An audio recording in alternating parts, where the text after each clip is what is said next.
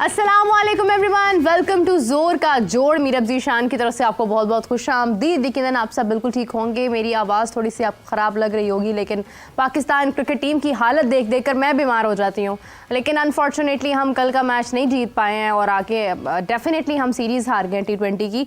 अभी हमारे बाकी जो प्लेयर्स हैं वो मतलब अपने बैग बस्ते पहन कर जो है वो न्यूजीलैंड का रुख इख्तियार कर चुके हैं और अब उन्होंने किस तरह का खेल पेश करना है, हमें कितना रुलाना है, कितना हंसाना है, ये उन्हीं के हाथों में है। लेकिन क्या लूप होल्स रहे, इसके ऊपर बात करते हैं। और इसी के साथ साथ एक और बहुत इंपॉर्टेंट चीज़ ये है कि IPL जारी है और IPL के अंदर इस वक्त बहुत जुनून, इस किस्म का जुनून है कि अभी IPL प्रॉपर्ली शुरू नहीं हुई है, अभी सिर्फ 2 ही दिन उसको हुए, आज तीसरा दिन है, लेकिन बिल्कुल इस तरह से लग रहा है जैसे एक त्यौहार है, विच इज़ टू गुड। मतलब आप PSL देखते हैं पाकिस्तान के अंदर, कोई मवाजना नहीं मैं कर रही हूँ, मगर मैं अगर बात करूँ PSL की, हम इस चीज़ में भी बहुत लैक कर जाते हैं, डाउन हो जाते हैं कि हम लोग मार्केट नहीं कर पाते हैं चीज़ को ठीक अंदाज में। मतलब आप देखिए IPL है, उसकी क्या ओपनिंग सेरेमनी हो रही है, फिर प्लेयर्स किस तरह से खेल रहे हैं, फिर उनका लोकल टैलेंट कितना आगे बढ़ रहा है, यंगस्टर्स कितने आगे जा रहे हैं। कल धोनी ने मतलब जिस तरह से एक शाबाशी दी, एक बॉलर थे उनके मुंबई इंडियंस के, नाम एग्जैक्टली मेरे जेन से फौरी तौर पर निकल गया है, मगर ये कि आप देखिए कि बहुत ज़बरदस्त अंदाज के अंदर जो है वो एक कॉम्बिनेशन जो है वो हमें नज़र आ रहा है। तो इन तमाम चीज़ों के ऊपर डिस्कशन का सिलसिला आगे बढ़ाते हैं।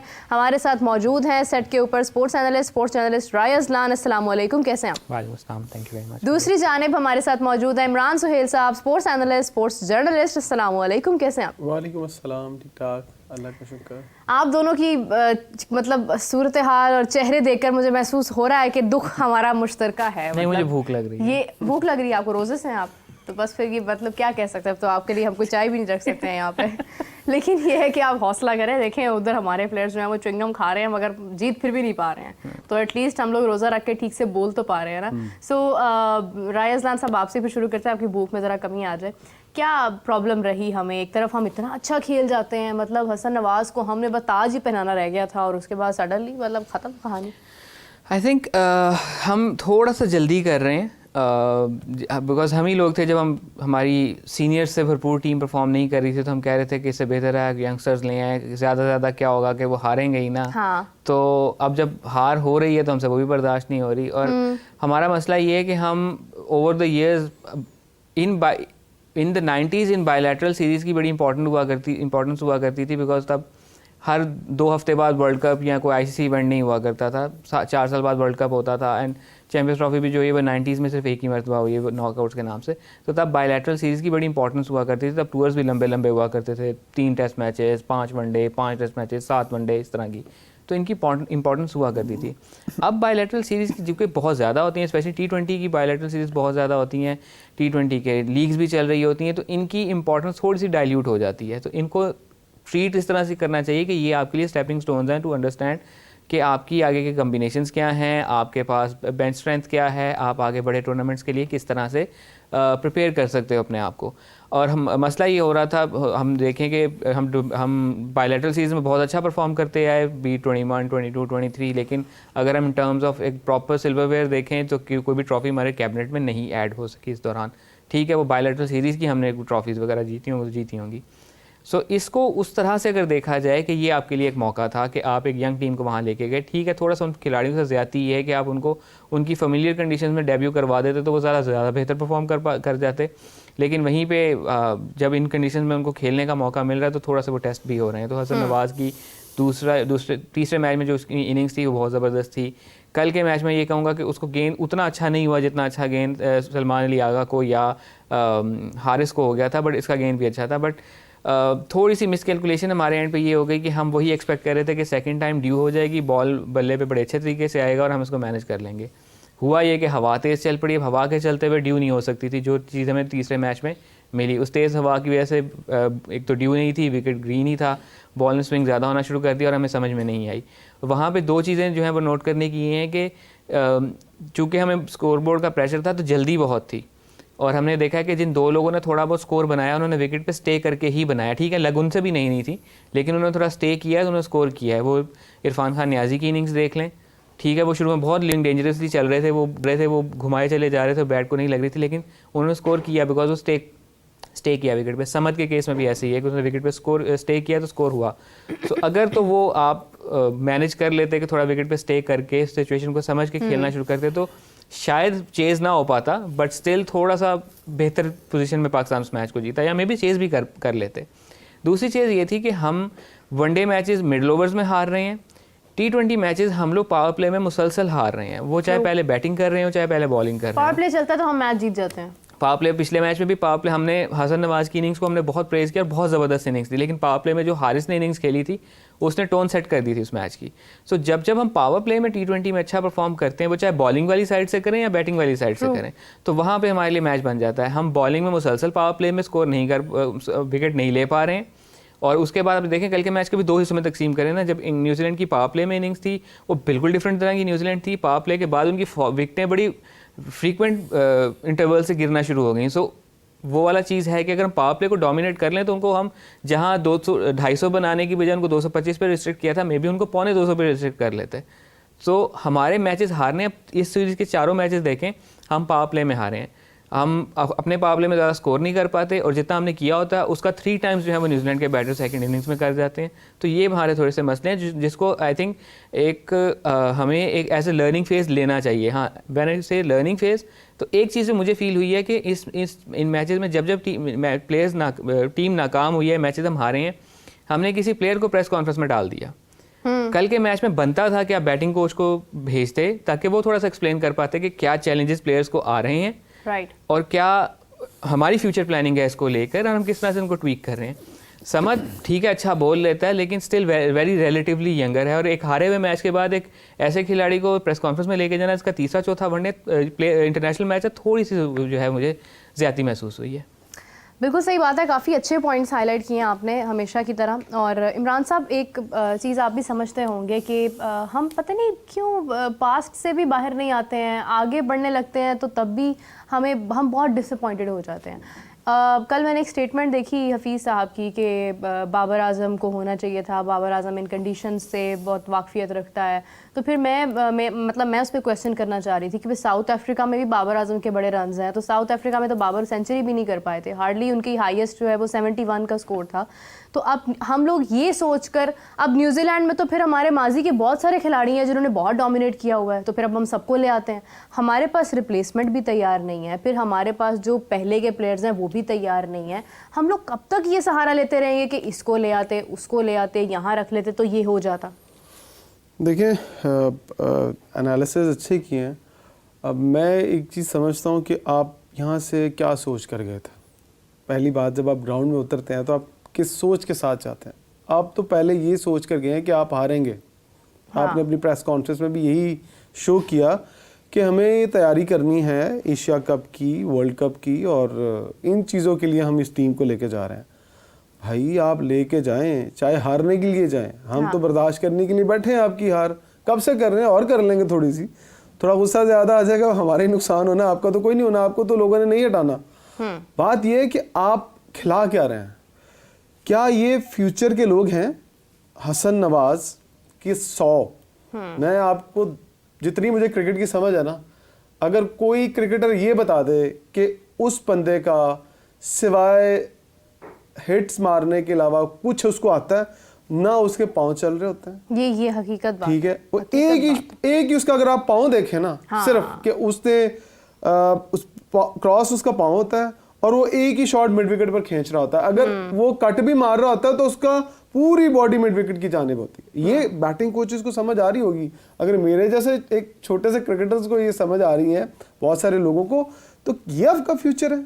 इसके साथ आपने वर्ल्ड कप जीतना है, इसके साथ आपने एशिया कप जीतना है। भाईजान, इसको कहीं स्पिनर लग गया ना तगड़ा और स्पिनिंग विकेट आ गई, तो मुझे 2 ओवर खेल के दिखा दे हसन नवाज, ये कभी भी नहीं खेल पाएगा। कोई चैलेंज कर सकते हैं, इन बातों पे आके चैलेंज करते हैं। दूसरी बात, आप कहते हैं कि आपने इस टीम को फ्यूचर में लेके जाना है, शादाब खान को फ्यूचर में लेके जाना है। आप परफॉर्मेंस देख लें, पहले तो कप्तान बना के लेके पहले तो ये बताया ना किस परफॉर्मेंस पे आया। आप उसका जवाब दे नहीं पा रहे थे और वो खुद नहीं बता पा रहा अपनी परफॉर्मेंस से कि वो आया क्यों है, किसके कहने पे आया। और जो लोग उनको लेके गए वो मुंह छुपाते फिर रहे हैं। वो कोई नजर आया आपको इतने दिनों में उसकी सपोर्ट में? कोई एक लफ्ज बोल दिया हो किसी ने प्रेस कॉन्फ्रेंस में आके, कप्तान ने कह दिया हो? हालांकि पहले चलता था बाबर ग्रुप, रिजवान ग्रुप, अब आगा ग्रुप चल रहा है। अब सलमान अली आगा भी इतना पावरफुल हो गया है कि वो अपनी मर्जी से टीम बनाएगा, अपनी मर्जी से लड़के लेकर जाएगा, जिसकी अपनी फ्यूचर में मुझे नहीं लगता T20 के अंदर जगह बनती है। बदकिस्मती हमारे मुल्क की पता क्या है, जो लड़का 100 करता है ना, वो 50 मैचेस खेलता है, 50 मैचेस। आप देखिएगा इसके बाद कोई और लड़का आएगा ना, वो नाकाम होगा तो कहेंगे यार वो हसन ने 100 किया था, वो बड़ा अच्छा खेलता, उसको ले आओ। हम 50 और 100 पे 50-50 100-100 मैच खिला देते हैं। हाँ ये बात तो ठीक है, और फिर हम कहते हैं कि हम आगे नहीं बढ़ पा रहे क्रिकेट में। कैसे बढ़ेंगे भाई? आपकी सोच क्या है? हर कोई अपनी टीम बनाता है, उसको लेके जाता है और गलती नहीं मानता और आगे से कहता है कि ये तो मेरा फ्यूचर प्लान है। मेरे पास पंजाबी की 1-2 मिसालें बहुत ज़्यादा हैं, लेकिन मैं यहाँ पे दूंगा तो लोगों को शायद बुरा लग जाएंगी कि जनाब अगर आपके पास 100 डिशेज हैं तो पहली डिश ही अगर आपने बुरी बनाई है तो आप कह रहे हैं नहीं मेरी 50वीं डिश खाइएगा, वो बहुत अच्छी होगी। बहुत अच्छी है। क्या बताना क्या चाह रहे हैं आप जब तक पाकिस्तान के लिए सिंसियर होकर नहीं सोचेंगे, हर कोई इमरान खान ना बने। यहाँ कप्तान को देखो वो इमरान खान बना हुआ है, कोच को देखो वो इमरान खान बना हुआ है, अगर मैनेजमेंट में चले जाए मैं लोगों के नाम लूँ वो। और भाई वो एक सोच थी, आपकी सोच क्या है? आपकी सोच है नौकरी करना, मुझे ज्यादा से ज्यादा क्रिकेट बोर्ड में रहना। हाँ रहो, बनता आपका क्रिकेट बोर्ड में रहना, पर कुछ दो तो सही मुल्क को। इस मुल्क के नाम पर आपने, ग्रीन कोर्ट के नाम पर आपने अपने मुल्क नाम बनाया ना अपना, आकिब जावेद साहब ने, यूसुफ साहब ने, ये सब ने, लेकिन दे क्या रहे हैं? कुछ भी नहीं दे रहे। जिद अना इस टीम को ले डूबेगी, बल्कि ले डूबी है, और मुझे नहीं लगता कि इनको रोकने वाला कोई है। ये ऐसे ही चलता रहेगा। ये टेक्निकल चीजें बाद की बात है, पहले आप खड़े होकर तो दिखाएं।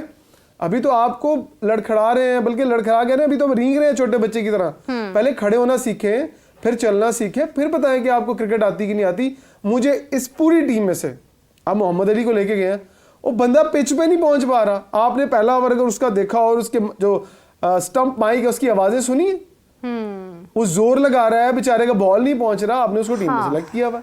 तो अगर इन प्लेयर्स के साथ आप जा रहे हैं फ्यूचर में ये सोचने के लिए वो वर्ल्ड कप जीतेंगे, एशिया कप जीतेंगे, तो माजरत के साथ आप अभी हारे हुए हैं।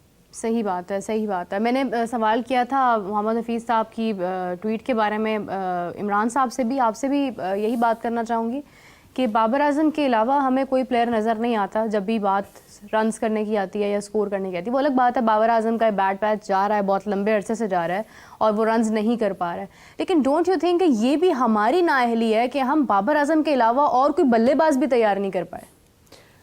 उसमें 2-3 चीज़ें आ जाती हैं कि आपके पास हमेशा जो रेफरेंस पॉइंट होता है वो थोड़ा बड़ा होता है। सो अगर आप बाबर आजम की जब बात करें तो जब हम उसको कंपेयर करने बैठते हैं तो उसको बहुत बड़े एक रेफरेंस पॉइंट के साथ कंपेयर करने लग जाते हैं। सो बाबर आजम ने हमारे यहाँ ये हुआ है कि एक बेंचमार्क सेट कर दिया है कि he is a dependable batsman, जिसने कंसिस्टेंटली जब उसकी पीक फॉर्म चल रही थी तो उसमें उसने बहुत ज़्यादा कंसिस्टेंटली परफॉर्म करके दिया है, मैचेस भी हमने जीते और वो फिर एक रेफरेंस पॉइंट बन गया है। अब जब भी होगा ये कि जब कोई अच्छा परफॉर्म कर रहा होगा तो कंपैरिजन होने लग जाएगा, क्या ये बाबर की जगह ले रहा है?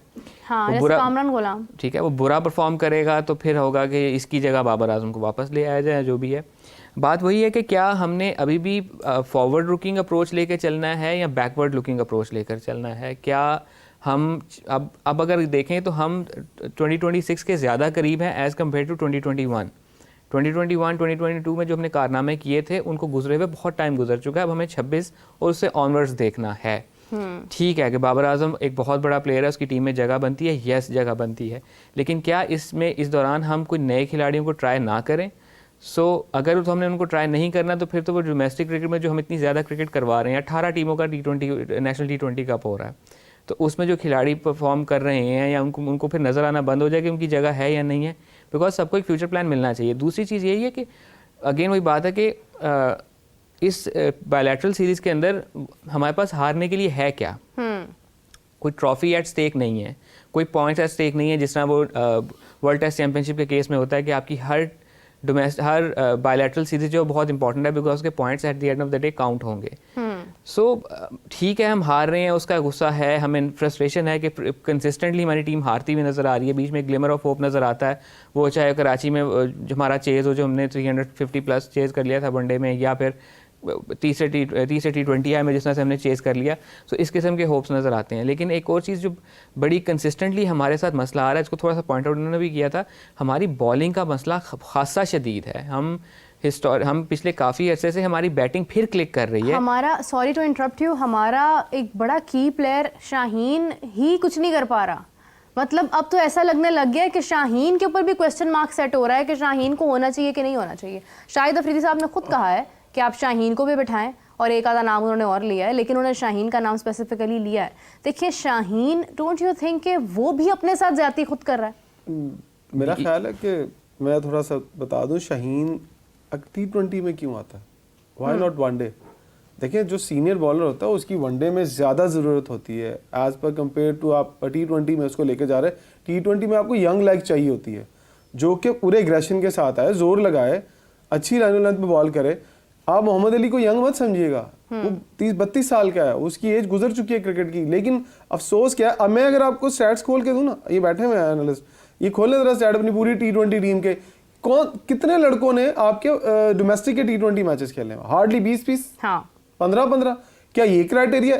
इसके अगेंस्ट अगर आप चले जाए न्यूजीलैंड के प्लेयर्स के ऊपर, वो कितने T20 और फर्स्ट क्लास मैचेस खेल के यहाँ तक पहुंचे। अदरवाइज आपकी टीम में यहाँ प्रॉब्लम ये है कि शाहीन शाह अफरीदी को, अब शायद ये बात किसी को बुरी लगे अच्छी लगे, आपने दोनों को, हारिस को और इसको T20 शाहीन को खिलाने के बाद रेस्ट देनी है। रेस्ट के बाद क्या आना है आपका? PSL आना है। PSL आना आप क्या उसको फ्रेश कर रहे हैं? ये थोड़ा पीछे जाना पड़ेगा और इसके बारे में इन्वेस्टिगेशन करनी पड़ेगी। तो इस तरह से तो मतलब शाहिद अफरीदी साहब ने शादाब का भी जिक्र किया, तो मतलब शादाब का भी यही उनकी तो वैसे ही जगह नहीं बनती ना, उनका तो वो तो क्वेश्चन ही नहीं बनता उसका कि वो। लेकिन आप देखें उन्होंने इन दोनों का नाम एक साथ लिया ना। मैं समझता हूँ कि हमारी जो प्रॉब्लम चल रहा है ना शाहीन और, देखिए हारिस की आपको जरूरत क्या वनडे में नहीं है, वो बंदा आउट कर ही जा रहा है और आप उसको कहते नहीं है वनडे में रेस्ट करेगा तो वनडे में कोई और आएगा। भाई जो परफॉर्म करता है ना उसको ही आप आगे लेके चलते हैं।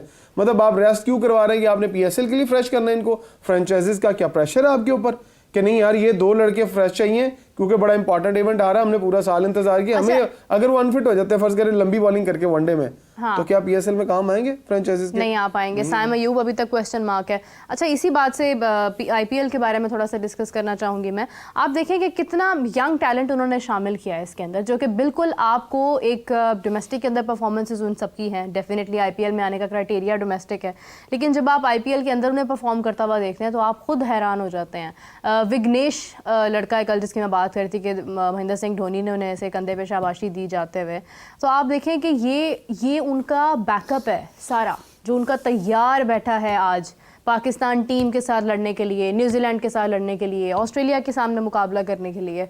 हम अगर IPL को भी देखते हैं तो आपको नहीं लगता कि IPL की इसलिए भी एक बहुत बड़ी मार्केट है या उस पर लोगों की नज़रें होती हैं, आई बॉल्स हैं, बिकॉज वो यंग टैलेंट भी लेकर आते हैं? सिर्फ यंग टैलेंट नहीं लेके आते, वहाँ पे आपको किसी भी टैलेंट को एक बहुत बड़ी अपॉर्चुनिटी मिल जाती है, बिकॉज लेट्स एक्सेप्टेड वो दुनिया की सबसे बड़ी लीग है। तो जब वो दुनिया की सबसे बड़ी लीग है तो दुनिया के सबसे बड़े खिलाड़ी उसमें हिस्सा ले रहे होंगे, उसमें दुनिया का सबसे बेहतरीन सपोर्ट स्टाफ आपको अवेलेबल होगा, तो वो आपकी एक डायमेंशन ही तब्दील करके रख देता है।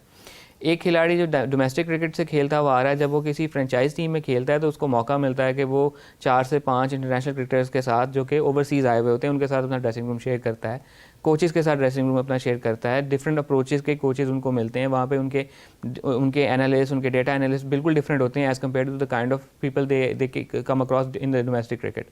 सो उससे एक अप्रोच में तब्दीली आती है और वो फिर जिस किस्म का एक्सपोजर आपको मिलता है उससे ऑब्वियसली फिर आपकी गेम में एक निखार आना शुरू हो जाता है, एक आपको कॉन्फिडेंस मिलना शुरू होता है। कल उस लड़के ने जितनी अच्छी बॉलिंग की है उसका तो उसको कॉन्फिडेंस होगा ही, लेकिन मैच खत्म होने के बाद धोनी ने जिस तरह से उसको शाबाश दी है उससे उसका कॉन्फिडेंस कितना ज़्यादा शूटअप कर गया होगा। नूर अहमद की एग्जांपल ले लेते हैं, जिस तरह से कल उन्होंने सिंगल हैंडेडली टर्न अराउंड करके रख दिया।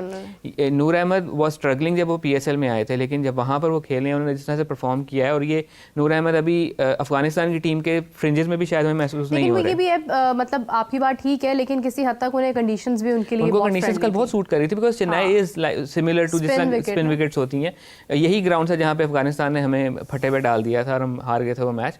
सो वो उनको कंडीशन सूट कर रही थी, तो वो चीज़ है कि वो पूरा आपको उस किस्म का एनवायरनमेंट मिलता है। और अब जब हम कंपैरिजन करने पे आते हैं तो अब ये देखें कि जब हम लीग क्रिकेट में आए हैं तब IPL ऑलरेडी 8वां सीजन खेल रहा था, वो हमसे 8 साल ऑलरेडी आगे थे। सो हम जब भी हम शुरू कर रहे होंगे ना, हम उनको चीज़ ही कर रहे होंगे, बिकॉज हम वैसे तो भी बहुत पीछे हैं और इस काम में भी बहुत पीछे हैं, उम्र में भी पीछे हैं, एज में भी पीछे हैं। मेरा ख्याल है कि इंडिया की जो IPL है और PSL में फ़र्क क्या है, अभी आप बता रहे थे ना कि जो लड़का विघ्नेश नाम बताया, विघ्नेश अगर अपनी टीम से खेल रहा है, अगर धोनी उसको अप्रिसिएशन दे रहा है, तो मेरा ख्याल है कि वो विघ्नेश जब खेला होगा ना रणजी से पहले, जो उनकी डिस्ट्रिक्ट होगी वो भी हमारी फर्स्ट क्लास से बहुत तगड़ी होगी। प्रोसेस बहुत तगड़ा है ना। वहाँ जो कंपटीशन लेवल है ना वो इतना तगड़ा होता है कि वो लड़के को इतना छानते नीचे।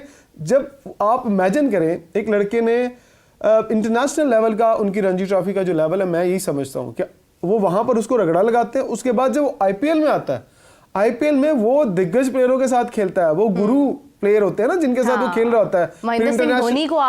फिर इंटरनेशनल प्लेयर्स जब आते हैं, जो इन्होंने बात की कि वो ड्रेसिंग रूम शेयर करता है, तो उसको तो सारे इंटरनेशनल जो एक्सपीरियंस है वो तो घर भी मिल गया, तो इसलिए उनकी एक खेप तैयार होती है। मैं हमेशा कहता हूं कि इंडिया के पास आज 3 फॉर्मेट की 3 टीम है। 3 फॉर्मेट की 3 नहीं है, उनके बैकअप के ऊपर भी एक टीम है, वो टीमें तैयार करता है। हर फॉर्मेट का एक पूरा बैकअप प्लान है। आपका फर्स्ट क्लास का क्राइटेरिया चेक कर लें कि आप जिन लोगों को लेके आए हैं इंटरनेशनल लेवल के ऊपर, इवन उन्हें आपने पीएसएल के भी मैचेस इतने नहीं खिलाए और आप सीधा उठा के ले आए कि हाँ ये बहुत चंगा यार, छक्का बड़ा यार, बड़े छक्के मारने वाले को खिलाना। भाई आप ये देखिए कि आपको मैच विनिंग प्लेयर कौन है, कौन ये जेस्चर शो करता है कि हाँ वो बड़ा प्लेयर फ्यूचर में जाके बनेगा। इस हिसाब से तो ईशान किशन ने कल फास्टेस्ट, आप देखें बड़ी फास्ट सेंचुरी की है उन्होंने, 45 बॉल्स के ऊपर उन्होंने सेंचुरी की है। उनको तो पहले टीम में रखना चाहिए। हमारे यहाँ होता तो हो जाता, हमारे यहाँ होता ना तो ईशान किशन पाकिस्तान में होता तो आधे लोग यूट्यूबर और चैनल्स वाले उसके घर पहुंचे होते, कहते आपके बेटे ने बड़ा अच्छा 100 किया। यार ये मुझे ये बिल्कुल लॉजिक समझ में नहीं आती। आप एक प्लेयर को एक अच्छा प्लेयर बनने से पहले ही सुपरस्टार बना देते हैं और उसका जो बेड़ा गर्क है वो वहीं हो जाता है। इसके बारे में ना मेरा ख्याल है कि पॉलिसी होनी चाहिए, और मैं हमेशा बोलता रहा हूँ कि कम से कम 3 साल का आपको जो मीडिया के ऊपर आके जो मेन स्ट्रीम पे जो बैन होना चाहिए कि कोई प्लेयर ना तो कहीं इतने बड़े बड़े इवेंट्स में जाए और ना ही उनको कमर्शियल्स में लिया जाए। देखिए ये चीज़ें, और इंडिया में ऐसा नहीं होता। इंडिया की फर्स्ट क्लास या आईपीएल के लेवल पे अगर आप जाके देखें तो वहाँ प्लेयर्स को इतना बूम नहीं मिलता है जब तक वो टीम में ना आ जाए, नेशनल टीम में। हमने यहाँ बच्चों को अभी अंडर 16 मैंने देख रहा था, उसमें बच्चों को छोटे छोटे पॉडकास्ट करके तो उनको वहीं से बूस्ट देना शुरू कर दी। क्या बताना चाह रहे हैं कि इंग्लिश सिखानी है इनको, कॉन्फिडेंस देना। भाई पहले क्रिकेट वाला कॉन्फिडेंस तो दे दो, ये टीवी पे बोलने वाला कॉन्फिडेंस बाद में दे दो। देखिए वो भी नहीं है और क्रिकेट वाला भी नहीं है अनफॉर्चुनेटली। स्कोर की बात करते हैं कि आईपीएल हमेशा से जाना जाता है अपने हाई स्कोरिंग मैचेस को लेकर। हम जब भी देखते हैं हम देखते हैं कि आईपीएल के अंदर अब स्कोर, ये रिकॉर्ड टूट गया, ये हो गया, वो हो गया। मुझे याद है कि लास्ट ईयर जिम्बाब्वे ने 333 शायद रन्स बनाए थे, 334 रन्स बनाए थे T20 में, तो बड़े हाईएस्ट रन्स कंसिडर किए गए थे कि जिम्बाब्वे ने बहुत अच्छे रन्स बनाए। और मुझे लग रहा है कि इस बार जिस तरह से मैंने कल देखा, खैर कल जहाँ पर सनराइजर्स हैदराबाद का मैच हो रहा था राजस्थान रॉयल्स के साथ, वो भी एक तरह से वैसी विकेट है जैसी हमारी मुल्तान वाली है कि वहाँ पर रन्स बनते हैं। But the highest run I think अभी तक जो मैचेस हुए हैं, आज तीसरा दिन है, उसमें उन्होंने 286 रन जो है वो स्कोर किए हैं, which was the highest score of T20 I guess. और फिर वो चेजेबल किसी हद तक हो रहा था मगर नहीं हो पाया। 22 बॉल्स आई गेस 22 रन शायद रहते थे या कुछ ऐसी सिचुएशन थी कि वो चेज नहीं कर पाए हैं। आपको लग रहा है एक हाई स्कोरिंग मैच जो है वो आपको कोई आईपीएल में नज़र आ रहा हो कि ये टीम जो है ये बैटिंग में बहुत अच्छी है और ये इस बार कर जाएगी? आई थिंक वो जो उनका एक यूएसपी रहा है हमेशा से आईपीएल का, तो वो यही रहा है कि हाई स्कोरिंग मैचेस हुआ करते हैं, बिकॉज वो डिज़ाइन उस तरह से किया गया टूर्नामेंट के, वहाँ पे आपको हाई स्कोरिंग मैचेस देखने को मिले। वहाँ के जो सरफेस हैं वो बैटिंग को बहुत ज़्यादा सपोर्ट करते हैं, तो उतने ज़्यादा बॉलिंग स्पिन को भी करते हैं बट बॉलिंग फ्रेंडली उस तरह से नहीं होते। तो पावर प्ले अगर किसी एक टीम ने लूट लिया तो उसका 200 करना जो है वो फिर एक तरह से इनएविटेबल हो जाता है। और वहाँ पर फिर ये भी है कि उनके पास नंबर 5, 6, 7 पर इस किस्म के बैटर्स मौजूद हैं जो कि एट विल फेंस क्लियर कर सकते हैं, तो वो वाला एक एलिमेंट आ जाता है। तो अगर कम्बिनेशन में देखा जाए जिस तरह से लास्ट ईयर सनराइजर्स हैदराबाद खेल रहे थे कि अप टॉप आपको उनके पास ट्रेविस हेड मौजूद था एंड देन उनके पास लोअर ऑर्डर में क्लासन मौजूद था, वो किसी भी किस्म की सिचुएशन में एक हाई स्कोरिंग मैच की तरफ लेकर जा रहे थे मैचेस को। तो इस किस्म के फैक्टर्स मौजूद हैं। अभी it's too early in the tournament but definitely 200, पौने 300, मे बी 300 होता हुआ नज़र आ रहा है, बिकॉज यहाँ पे इस किस्म की चीज़ें हो रही होती हैं। सो उम्मीद नहीं कि इस किस्म का कुछ हो जाए। राइट। केन विलियमसन हमें वहाँ पर कमेंट्री करते हुए नज़र आ रहे हैं, डेविड वार्नर वहाँ पर हमें सेल्फीज़ लेते हुए नज़र आ रहे हैं, कॉर्बिन बॉश ऑलरेडी जा चुके हैं। हमारे पीएसएल में जिन लोगों की वजह से हमें एक हाइप नज़र आ रही थी कि पीएसएल में इतने बड़े नाम आ रहे हैं, डेविड वार्नर आ रहे हैं, वो सारे आईपीएल में मतलब इस वक्त तो मसरूफ़ हैं। आपको लग रहा है अपना टाइम स्पेंड कर रहे हैं और फिर अब आईपीएल की एक हाइप देखने के बाद जब वो पीएसएल में आएंगे, कितना सीरियसली लेंगे पीएसएल को? देखिए अगर डेविड वार्नर जैसे प्लेयर्स की बात करते हैं वो रिटायर हो चुके हैं, अब इंडियन जो क्रिकेट लीग है वहाँ जो खेल रहे हैं, मुझे लगता है पाकिस्तान आके भी वो सिर्फ ये देखेंगे हाँ पैसे यहाँ से भी मिल रहे हैं, चलो थोड़ी सी क्रिकेट खेलो, एंजॉय करो और चले जाओ। जो वो खेले हुए हैं ना आईपीएल में, उसका 3rd हिस्सा पाकिस्तान में उन्हें इस वक्त मिल रहा है। मैं वही कह रहा हूँ ना, एक वहाँ से निकले इंडिया से सीधे पाकिस्तान आए, हाँ। यहाँ खेले और घर चले गए। बात है कि वो जाते जाते यहाँ से भी कुछ ले जाएंगे, कुछ ना कुछ तो लेके जाएंगे ना। प्रॉब्लम ये है कि पाकिस्तान की क्रिकेट यहीं रह सकती, इससे ऊपर नहीं जा सकती। आप अभी मैं सुन रहा था कि 2 टीमें और अभी ऐड करेंगे। पहले वाली फ्रेंचाइजेज शोर में चाह रही थी कि मत करें टीमें ऐड, क्योंकि पहले पाकिस्तान का जो बिजनेस है, जो स्पॉन्सर्स हैं, वो इतने ज़्यादा नहीं है। अब मैं कहता हूँ अगर बजट के हवाले से देखें तो हमारी लीग बहुत छोटी है और ये शायद अब इन्होंने चेंज करना है ना सारा, ये लास्ट मॉडल भी थोड़ा सा फ्लॉड है। देखिए अब इजाजत भी नहीं है ना, अब खुल के खेलने भी नहीं देते किसी को। ये बैठे एक फ्रेंचाइज के साथ काम करते हैं, इन्हें पता है कि बहुत सारी पाबंदी हैं, बहुत पीसीबी आपको खुल के खेलने में नहीं देता। हाँ, आपके ऊपर पाबंदी इतनी लगा देता कि आप यहाँ से नहीं ये कर सकते, यहाँ से ये नहीं कर सकते, ये हमारा एरिया, ये हमारा एरिया, तो फिर पैसा कहाँ से आएगा? ये तो हमारा बेसिक प्रॉब्लम है। पीसीबी सिर्फ पीएसएल पे नहीं, पीसीबी हमारे रीजन्स पर हावी है, हमारे डोमेस्टिक पर हावी है। डोमेस्टिक का कोई प्लान हो रहा होता है, डोमेस्टिक का डायरेक्टर आपको नजर नहीं आता, आपको मोहसिन नकवी साहब और नजर फिर आ रहे होता होते क्या हैं। है, फिर होता क्या है कि जो पीएसएल की टीमें है ना, वो टीम पे हावी हो जाती हैं। ये बैठे हैं, पता नहीं ये मानते नहीं मानते, ये भी थोड़ा इन्फ्लुएंस करते हैं यार, 2-3 प्लेयर हमारे भी टीम में होने चाहिए, वरना टीम की वैल्यू नहीं बनती। फर्ज करें शाहबाज यूनाइटेड है, अगर आपकी चॉइस मेरिट पर है तो it's not a bad idea. मतलब अगर मैं ये कह रही हूँ कि ये प्लेयर होना चाहिए, वो मेरी लाइकिंग में है, लेकिन अगर वो मेरी लाइकिंग में इसलिए है क्योंकि वो फिट होता है वहां पर, वो मेरिट पर है, वो वाकई अच्छा खेलने वाला है, तो फिर तो इसमें कोई बुरी बात अगर नहीं एक है। प्रोग्राम और रख लें तो मैं ये जस्टिफाई कर सकता हूँ कि पीएसएल के जो ऑनर्स हैं उन्होंने कितना प्रेशराइज करके कितने प्लेयरों को टीम में रखवाया, जिसकी वजह से आज टीम की हालत, और वो मेरिट पे नहीं थे। वन मोर थिंग, अगर किया है इन केस, अगर किया भी है बकौल आपके, तो क्या पीसीबी इतना हल्का है कि वो यहाँ पर जाकर फिर उनकी मर्जी के मुताबिक अपनी पाकिस्तान टीम बना रहा है? एग्जैक्टली ये बात पता क्यों है? देखिए जो फ्रेंचाइज ऑनर है ना, उन्होंने पीएसएल को उठा के रखा, आज वो हाथ खींच लेना तो पीएसएल धड़ाम से नीचे गिर जाए। वो अपना पर्सनल इंटरेस्ट लेके पीसीबी के लिए काम कर रहे हैं। मुझे अच्छी तरह याद है, ये तो पीएसएल के स्टार्ट में अगर पीएसएल के ऑनर्स ना सपोर्ट करते, ना पैसा अपना इन करते पीएसएल के अंदर, कभी भी पीएसएल कामयाब नहीं हो सकती। तो बल्कि वही कहाँ थी, दुबई के अंदर। फिर वो मान लेते हैं ना कुछ लोग। जो पीसीबी मुझे बताएं शादाब की जगह टीम में कैसे बनी, फहीम अशरफ किस तरह टीम में आता रहा? देखें, जो पीसीबी से पैसा लिया था पीएसएल ने जब आगाज करना था, उसका 10 गुना ज़्यादा पैसा अब पीएसएल लौटा चुका है पीसीबी को। देखा जाए तो कि वो जितना पैसा उन्होंने बनाकर आगे से दे दिया है ना, ये पीसीबी को इस चीज़ का भी ख्याल करना चाहिए। 1 अरब रुपया इन्होंने लिया था उनसे और उसके बाद आज तक वो उसको लेकर चल रहे हैं। इनफैक्ट कि पहले पाकिस्तान से बाहर होती रही पीएसएल, आज पाकिस्तान के अंदर हो रही है। The good thing is that, not a good thing, लेकिन द डिफरेंस इज़ दैट कि हमारे इस एडिशन के बाद सब कुछ चेंज होने वाला है और ये इसमें ऑनर्स भी चेंज हो सकते हैं, फ्रेंचाइजेस भी चेंज हो सकती हैं। 10वां एडिशन है, इसके बाद फिर बहुत इसके बाद फिर सब कुछ चेंज हो जाना है, तो बहुत सारी चीजें वैसे ही डिफरेंट हो जाएंगी। आप किसी अभी पूछेंगे ना बहुत सारे फ्रेंचाइज ऑनर से कि आपको फायदा हुआ है नुकसान, तो इसका जवाब नहीं दे पाएंगे। अगर फायदा हो तो वो खुशी से कहें हाँ फायदा हुआ है। मुझे नहीं लगता कि किसी को बहुत फायदा हुआ होगा। पाकिस्तान क्रिकेट को फायदा हुआ, अच्छा उसकी वजह है, पाकिस्तान क्रिकेट को फायदा हुआ पता कहाँ से लेके कहाँ तक? पहले एडिशन से लेके 5वें 6ठे तक, उसके बाद उसका फायदा पाकिस्तान को नहीं हुआ। उसकी वजह ये है कि हमारा जो लोकल टैलेंट है वो भी लैक कर रहा है। आपको पता है लीग्स कब उठती हैं, लोग कब मोहब्बत करते हैं लीग्स के साथ, लोग कब जाते हैं लीग्स देखने के लिए, लीग मैचेस देखने के लिए, जब आपका लोकल टैलेंट परफॉर्म करे। लोकल टैलेंट खेलने नहीं देते। इस पे खेल तो रहा है, कौन सा? इस पे मैं ये कर देता हूँ कि कोई भी टीम जो बनती है ना और उस टीम की समझ लें राइज शुरू होती है, या अगर आप ड्राफ्ट को गौर से देखें तो सबसे ज़्यादा इंटरेस्टिंग राउंड कौन सा राउंड होता है? वो सिल्वर राउंड होता है, बिकॉज आपकी टीम वहाँ बनती है। आपका इमर्जिंग राउंड होता है बिकॉज आपकी टीम वहाँ बनती है। वहाँ पे आप उस वक्त इन्वेस्ट कर रहे होते हो कि अच्छा अब मैंने अपने उन खिलाड़ियों को पिक करना है जो मेरी वो कोर बनेंगे जो मे बी 3 से 5 साल तक मेरी टीम के साथ रहेंगे। सो वहाँ पे आपके पास टैलेंट पूल में किस किस्म के लोग हैं ये डिफाइन करते हैं कि आपकी टीम का फ्यूचर क्या होने वाला है। सो मे बी पिछले कुछ सालों से हमें वो रेपिटेशन नज़र आ रही है, लेकिन इस दफ़ा ये हुआ था कि इतनी ज़्यादा कंपेटिटिव सिचुएशन हो गई थी कि आपके कई डोमेस्टिक परफॉर्मर्स टीम के लिए जगह नहीं बना सके। आकिफ जावेद बाद में टीम में आए हैं, जिस टीम के लिए वो पिक हुए हैं as a replacement. Musa Khan domestic के टॉप विकेट टेकर, सबसे बड़ा सरप्राइज था कि वो पिक नहीं हो सके। एक चीज़ ये। दूसरी चीज़ ये है कि अगेन जो इनका कहना है कि ओनर्स का मानना है या उनका कहना है कि वो उनको शायद उस तरह से फ़ायदा नहीं हो सका फाइनेंशियली, उसकी वजह ये है कि जो इनिशियली बिजनेस मॉडल रखा गया था वो शायद उस टाइम के लिए ठीक था, लेकिन ओवर द ईयर्स अब ऐसा है कि उसको चेंज करने की ज़रूरत है।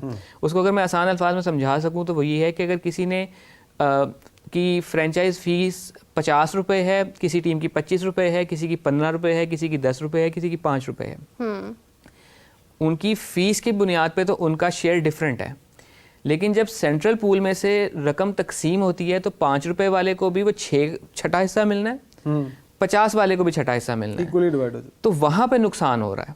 उसको जिसने 50 दिए उसको उसके हिसाब जुस्सा नहीं हो रहा, जो फारसी में हम कहते हैं परफॉर्मेंस बेस्ड। लेकिन एक फायदा मैं बताऊं, ऑनर्स को क्या हुआ, अगर कोयटा की बात करूं 9 करोड़ में उन्होंने ऑनरशिप ली थी, कैसे ही 11 में चले, सबसे सस्ती हुई, सबसे सस्ती टीम थी वो। आज उसकी ऑनरशिप कितने की होगी? 100 करोड़ के पहले साल में डबल उसको फायदा जो हुआ है ना, आज अगर वो सेल करेंगे तो राउंड अबाउट 100 करोड़ पहले साल में ही, सॉरी 2017 में ही उनको 22 करोड़ तक की ऑफर हो रही थी। आज वो 100 करोड़ की है, यानी कि उसने 10 सालों में अगर अपनी वैल्यू बढ़ाई है तो सिर्फ टीम की वैल्यूज बढ़ी हैं। 100 करोड़ की फ्रेंचाइज है। क्योंकि देखिए आपका जो महंगाई है, अगर पैसे की वैल्यू है वो भी तो गिरी है ना। यानी आपने 10 सालों में 10 गुना अपनी जो है वो वर्थ बढ़ा ली है। That is considered. लेकिन उस अगर 11 करोड़ था तो आज कम से कम 100 करोड़ जो है वो आपका बन रहा है। ये this is what you have achieved, but still unfortunately हम लोग इतना लैक कर रहे हैं, हम इतने पीछे हैं कि मैं कंपैरिजन नहीं कर रही हूँ, मगर मुझे फिर घुमा कर याद आ जाता है कि अगर आप IPL की बात करें, उसका एक ब्रांड सिर्फ शर्ट पे नाम लिखने का तकरीबन हर टीम को 1500 से 2000 करोड़ पे करता है। उसमें एक एलिमेंट ऑफ इकोनॉमी भी आ जाता है ना। हमारे यहाँ इकोनॉमी आप देखें कि पिछले पोस्ट 20 कोविड के बाद एक हमें हिट आया, देन पोस्ट 2020 लेट 20 हमें तो हिट 1947 में आ गया। लेकिन आप इकोनॉमी का साइज देखें ना, वो अगर इतनी बड़ी इकोनॉमी थी तो वो हमारी तो इकोनॉमी खड़ी हुई ही नहीं। कोविड हिट करने के बाद कम होगी। हमारी पहले से एक स्क्रम्बल्ड इकोनॉमी थी, और वो जब उसको हिट आया उसमें वहां से रिकवर हुई, एंड देन फिर जिस किस्म की हमारे यहाँ इकोनॉमी की सिचुएशन है या मुल्क की सिचुएशन है, देखें हमारी ये चीज़ें तब तक ठीक नहीं होगी जब तक बोर्ड के अंदर और बोर्ड के बाहर स्टेबलाइजेशन नहीं आ जाती। जब तक स्टेबिलिटी नहीं होगी चीज़ें इसी तरह की रहेंगी। दूसरा, आपने सवाल के शुरू में जिक्र किया था कि केन विलियमसन वहाँ कमेंट्री कर रहे हैं और वो यहाँ एक टीम के साथ एसोसिएटेड हैं, तो वो शुरू के कुछ मैचेस में अवेलेबल नहीं है, जो उन्होंने पहले से बताया हुआ था। He is coming to play. Warner आ रहे हैं खेलने के लिए, वहाँ पे वो किसी फिल्म के में काम कर रहे हैं, इसके सिलसिले में वहाँ गए हैं। He is coming to play. दूसरी चीज़ देखिए, आज आप अपनी अभी बता रहे थे T20 में कितनी टीमें खेल रही हैं? 18। काश PSL का पता लेवल कैसे ऊपर हो सकता है। काश ये सारे फ्रेंचाइज ऑनर्स को बिठाएं और जो ड्राफ्टिंग के अंदर प्लेयर्स आते हैं ना, उसको इनकी मर्जी से लेके आए, ना कि अपनी मर्जी से एक लिस्ट जारी कर दें। ये 250 प्लेयर है जी, नूरा भी आ गया, बशीरा भी आ गया, ये भी आ गया, अब निकालो। अब वहाँ जो प्लेयर इस लेवल, अब आप लोकल टैलेंट की बात कर रहे हैं ना, लोकल टैलेंट तो ये वो निकाल रहे हैं जो फर्स्ट क्लास के अंदर परफॉर्म करते हैं, फर्स्ट क्लास के प्लेयर हैं। इमरान देखें, अभी मुझे 2-3 प्लेयर्स का पता है जो बड़ी देर से एफर्ट कर रहे हैं, और अगर वो देखा जाए तो वो क्रिकेटर्स की फैमिली से बिलोंग करते हैं, नहीं आ पा रहे। एक समी है जो शाहिद अफरीदी साहब की फैमिली मेंबर, उनका बड़ा क्लोज, उनके भाई के बेटे हैं, वो नहीं आ पाए इस बार PSL में। फिर आप देखें कि बासित है जो कि उमर अकमल बाबर आजम इनका कज़न है, वो नहीं आ पाया। उस्मान तारिक अब आपको नजर आ रहा है, उस्मान तारिक पहले भी खेलता रहा है। उसकी एक वजह पीछे चले जाते हैं। अगर PCB आज इजाजत दे दे रीजन्स को कि टीमें अपनी मर्जी से बनाएं, हमारा कोई इन्फ्लुएंस नहीं होगा, तो देखिएगा लोकल टैलेंट कैसे ऊपर नहीं आता। जब आप रीजन्स को अपनी रीजन की टीमें नहीं बना दे रहे, तो आप PSL के अंदर कैसे? PSL के अंदर तो वही सिस्टम के लोग आएंगे ना जो PCB रीजन की टीमें बनाता है। जब आप कहेंगे हाँ लाहौर वाला ख्वाजा साहब अपनी टीम बनाए, जो को पता लाहौर का टैलेंट क्या है, जब PCB का बंदा आएगा उठ के और वो चौधरी बन जाएगा रीजन्स के ऊपर, हाँ टीम तो मैं बनाऊंगा। अब उसको क्या पता लाहौर में कौन सा प्लेयर तगड़ा है, कौन सा क्लब का अच्छा प्लेयर है, किसको मैंने ऊपर लेके आना है। तो यहां से मसला स्टार्ट होता है। जब तक ये ठीक नहीं होगा, आप जो मर्जी कर लें, आपकी क्रिकेट नहीं ठीक हो सकती। ऑल्सो रीजन का स्टेक जब तक तगड़ा नहीं होगा प्रोसेस के अंदर, रीजन खुद भी ग्रो नहीं कर सकेगा। टैलेंट की तो बात कर रही है ना, अगर रीजन एम्पावर्ड होगा, रीजन थोड़ा डिसेंट्रलाइज होगा, उसके पास पावर जो है वो ट्रिकल डाउन करके सारी की सारी पावर सेंटर में नहीं रहेगी, बल्कि वो हर रीजन के पास अपनी पावर होगी। रीजन अपना बजट खुद बना सकेगा, रीजन अपने स्पॉन्सर्स खुद इंगेज कर सकेगा, अपने ग्राउंड्स बेहतर कर सकेगा, अपना कोचिंग स्टाफ बेहतर कर सकेगा, और उसको एक सेंस ऑफ कंपटीशन नज़र आ रही होगी कि मुझे बेहतर से बेहतर करना है ताकि मेरा रीजन ग्रो करे और मुझे उसका फाइनेंशियल फ़ायदा भी हो।